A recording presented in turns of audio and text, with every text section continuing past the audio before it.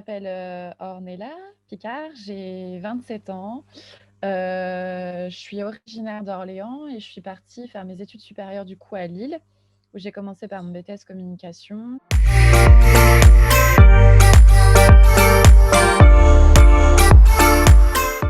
Avant le BTS, un parcours assez classique parce que j'avais fait du coup un bac général, un bac ES.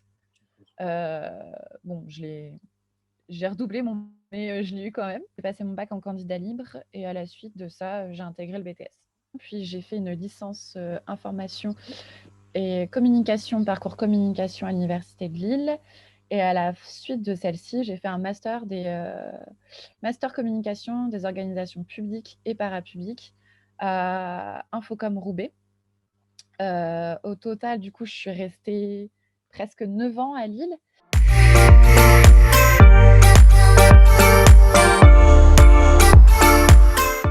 Alors moi, du coup, le BTS communication, je pense que c'est vraiment toute la partie opérationnelle qui m'a permis en fait de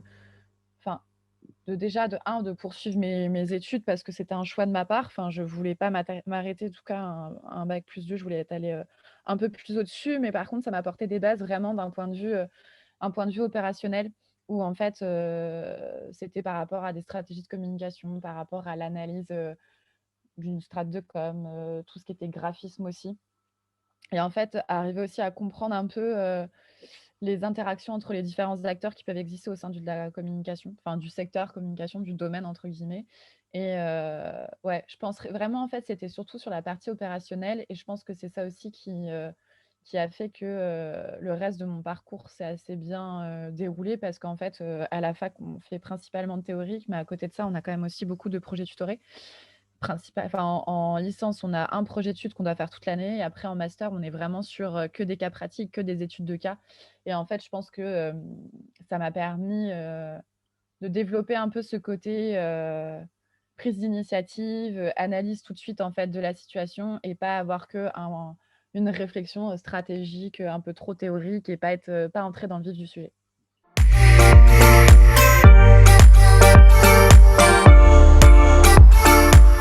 Alors, parce que, pour être tout à fait honnête, au début, j'étais prise en DUT, du coup, le DUT de Tourcoing, sauf que j'ai été prise et en fait, j'avais pas eu mon bac et donc après, j'ai pas été prise en DUT et en fait, je me suis dit que de toute façon, DUT et BTS, finalement, c'était un peu moi qui allais construire mon parcours comme j'avais envie de le construire et donc j'ai été prise à Béthune et du coup, je suis partie en BTS.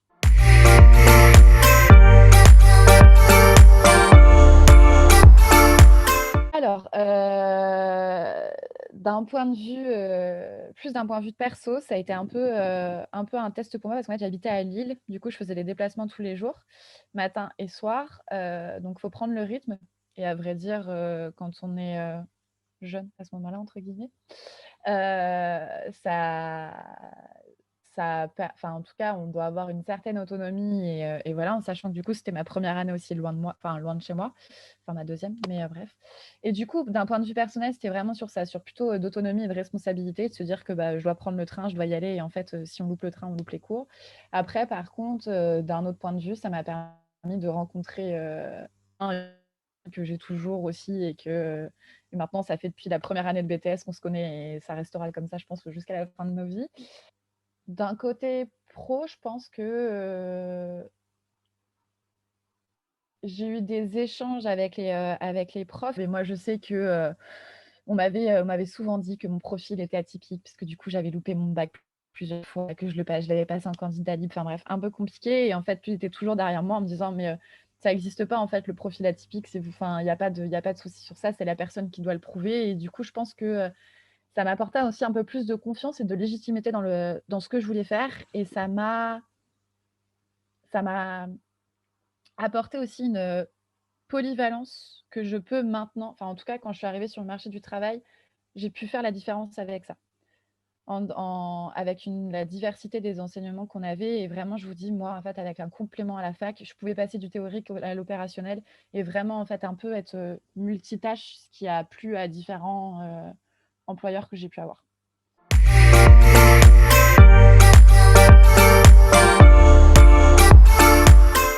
fait des stages, principalement avec, j'ai fait un stage du coup dans un espace de coworking, dans une imprimerie du coup, parce que c'était le premier stage qu'on devait faire en BTS et après principalement dans des institutions.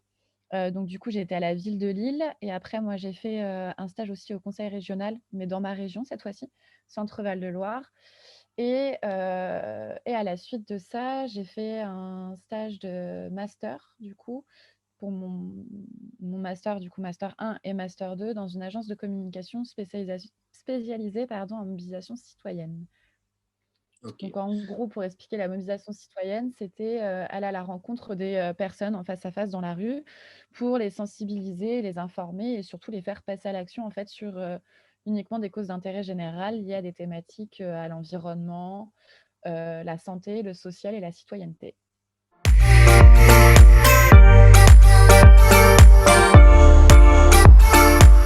Il y en a eu un, ma première année de BTS, du coup, l'imprimerie, ça s'est très bien passé. C'était à Tourcoing, mais complètement en dehors, en fait, vu que c'était vraiment relation commerciale, c'était vraiment complètement en dehors de ce que je voulais faire. Donc, du coup, pas trop.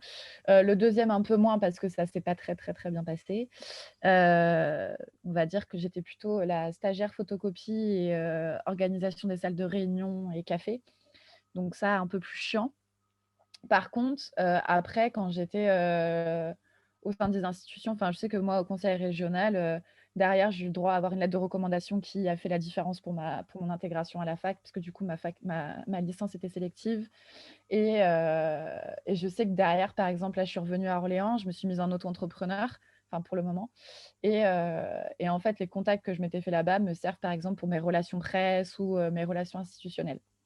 Et après, à la ville de Lille, oui, parce que j'étais à la ville de Lille et que quand je travaillais dans mon agence, quand j'avais besoin d'avoir des noms, bah, du coup, en fait, c'est pas que je me suis fait un carnet d'adresses, mais c'est plutôt dans le sens où on savait qui j'étais. Donc en fait, quand j'allais à la ville de Lille, on m'avait déjà vu, on m'avait repéré et du coup, c'était un peu plus facile pour ça.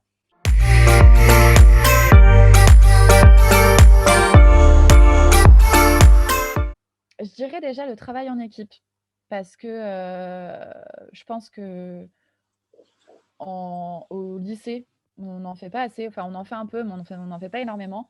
Et donc du coup, ça serait vraiment le travail en équipe, la division des tâches et le respect des deadlines, qui est en fait la clé pour moi dans dans mes différentes expériences et je pense dans ma prochaine expérience. Enfin, je reviendrai, mais en gros, je commence un nouveau travail et du coup, je vais être toute seule pour développer un siège d'une association à Nantes. Et du coup, je pense que, enfin, ouais, voilà, le travail en équipe, ouais, travail en équipe, le respect des rétro-plannings, des plannings et des deadlines, pardon. Ah si, ce qui m'a énormément aidé et qui m'aide encore maintenant, c'est les, l'apprentissage, on va dire, sur les logiciels de création. Où moi, je le dis tout le temps, hein, je suis pas graphiste, j'ai pas du tout une formation de graphiste. Il y en a qui étaient dans ma promo, qui ont continué et qui sont maintenant chez Clear Channel ou des choses comme ça. Non, JC Déco, pardon.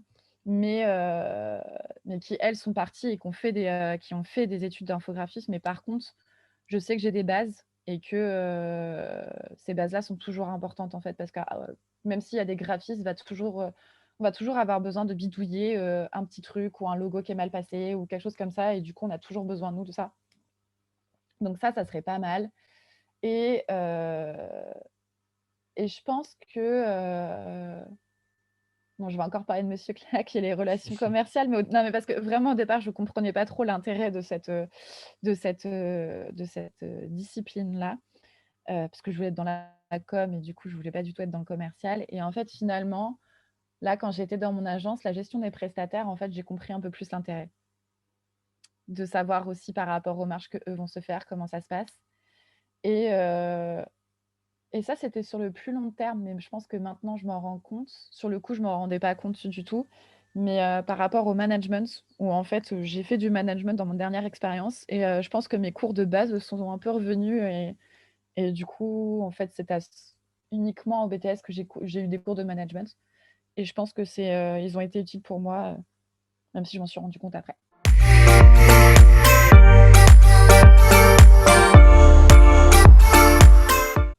Juste pour résumer, je pense que je dirais des bases solides pour, avoir une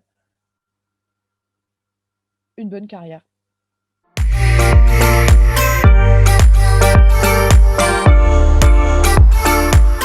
Oui, je suis satisfaite, c'était pas du tout ce que je pensais faire, mais je suis très satisfaite quand même de mon parcours. En gros, moi, quand j'ai fait mon BTS et c'est pour ça aussi que j'ai fait mon master en communication des organisations publiques et parapubliques, je voulais, en fait, je me suis très vite rendu compte que faire de la publicité, c'était pas ce qui m'intéressait. Ce que je voulais, c'était mettre en avant, et informer, en fait, les citoyens sur, les dispositifs qui étaient mis en place. Donc vraiment, en fait, bosser pour une institution.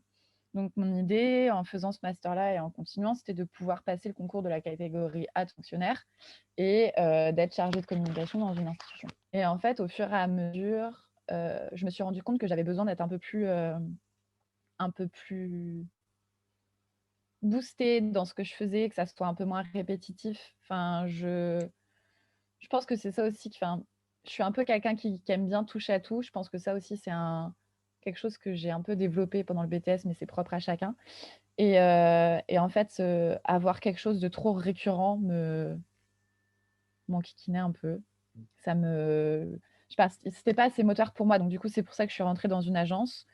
Finalement, je me suis rendu compte que l'agence, j'ai fait 3 ans, c'était génial, hein, je regrette absolument pas, mais je pense que j'avais plus trop les mêmes valeurs. Enfin, j'étais rentrée dans cette agence parce qu'il y avait beaucoup de valeurs humaines, en fait, finalement, derrière. Enfin, il y en avait, mais ça reste quand même une agence, donc il faut quand même aussi remplir les chiffres et avoir des résultats.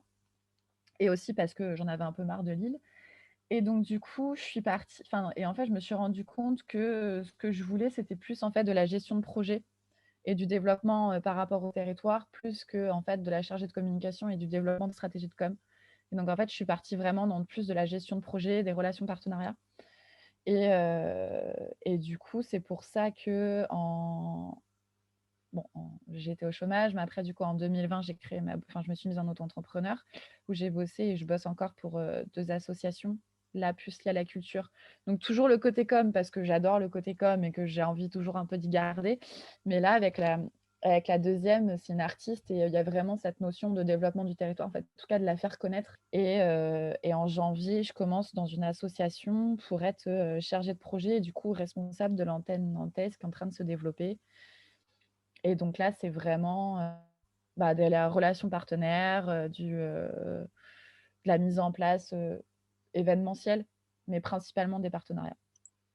Du coup, oui, je suis très contente, mais encore une fois, c'est un peu, c'est des choix et c'est ce que je dis, c'était moi qui ai créé mon parcours et en fait, au fur et à mesure de mes affinités, de mes expériences, je me suis dit que c'était vers ça que je tendais en fait.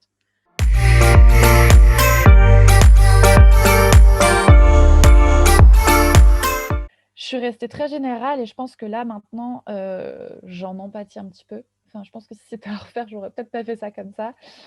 Non, je suis restée très générale et en fait, tout de suite, je suis partie vraiment dans tout ce qui était gestion de projet, en fait. Enfin, je pense que j'ai réussi à j'aime pas ce mot, mais quand même, sur beaucoup de mes projets, en fait, à la fac, je prenais le lead un peu sur tout ce qui était organisationnel, division des tâches et tout ce tralala et j'aimais bien ça. Et en fait, du coup, on reste général. On n'a pas forcément de spécialisation et en fait, là, je me rends compte et la situation actuelle fait que j'aurais peut-être dû développer un peu plus mes compétences en numérique, en communication digitale, en fait, tout simplement. Parce que du coup, là, je suis pas à la ramasse, mais par exemple, comparé à des gens comme vous qui vont sortir d'études, je suis un peu à la traîne, quoi.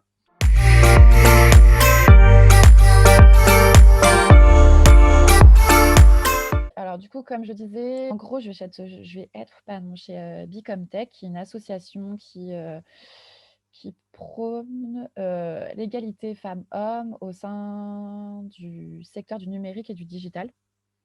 Et en fait, qui propose une formation à des jeunes filles de 14 à 17 ans liées au numérique. Donc le but n'est pas forcément qu'elles deviennent ingénieures en informatique ou autre, c'est vraiment en fait d'ouvrir un peu leur orientation et les opportunités professionnelles pour elles. Et en gros, cette association est financée par l'Éducation nationale, le secrétariat d'État de la lutte contre les discriminations et les académies. Et là, mon rôle, ça va vraiment en fait d'implanter cette association-là sur le territoire nantais et d'ouvrir une antenne et donc ça va être, faire de la sensibilisation sur le numérique auprès des jeunes filles, puisque c'est vraiment uniquement pour les jeunes filles. Ça va être, démarcher des partenaires financiers, mais aussi opérationnels, et ça va être vraiment toute l'organisation, de la formation qui a lieu pendant tout le mois de juillet. Donc c'est-à-dire, de l'aspect logistique jusqu'à l'aspect communication, ou autre. Et en parallèle, du coup, je me suis mise en auto-entrepreneuriat et je suis, heu, chargée de communication et chargée de programmation auprès d'une artiste, pour, on développe toutes les 2, enfin, à plusieurs, un projet du coup de live, online, et donc du coup, je m'occupe de toute la partie communication et partenariat.